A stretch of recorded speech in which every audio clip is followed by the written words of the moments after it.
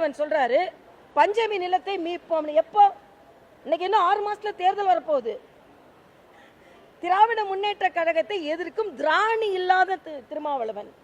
திராவிட முன்னேற்ற அதே மாதிரி சண்முகம் சொல்றாரு தொழிலாளர்கள் கூட நிப்போமா.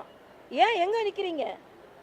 அல்லாத விடங்க நான் கேட்கிறேன், 2026 தேசிய ஜனநாயக கூட்டணி ஒற்றுமையாக போட்டி போடும். இந்திய அலையன்ஸ் திராவிட மாடல் வெலவெலத்து போகும். ஏன்னா நேற்று காங்கிரஸை சார்ந்த ஒரு தலைவர் சொல்லியிருக்கிறாரு, நாங்க ஆட்சி அதிகாரத்தில் பங்கு கேட்போம், 117 சீட்டு எங்களுக்கு வேணும். இதுக்கு திமுக என்ன சொல்ல போகிறது என்பதுதான் எங்களது கருத்து. அதனால திமுக தனது கூட்டணி கட்சிகளின் நம்பிக்கையும் இழந்து விட்டது, மக்களின் நம்பிக்கையும் இழந்து விட்டது. வீட்டுக்கு போக வேண்டியதுதான் அவங்களோட வேலை என்பது எனது கருத்து.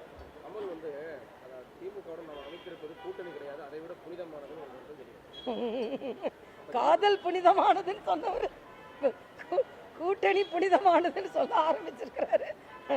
சொன்ன பார்த்தா எங்களுக்கு அவர் புனிதமானதுன்னு சொல்ற பார்த்தா எல்லாத்துக்கும் அதுதான் ஞாபகம் வருது. அவர் எதை புனிதமானதுன்னு சொல்லிக்கொண்டு இளைஞர்களுக்கெல்லாம் அவர் பாடம் எடுத்து கொண்டு இருந்தார்னு. என்ன புனிதங்க? நான் கேட்குற, கட்சி எதுக்கு ஆரம்பிச்சிங்க?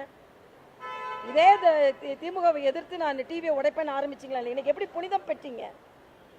நீங்க புனிதம் பெறலைன்னா கூட தேர்தல் கமிஷன் உங்களை புனிதனா தான் ஆக்கிடுவாங்க. தனி மனிதன் தான் இன்னைக்கு. நீங்க ஒரு கட்சி கிடையாது உங்களுக்கு.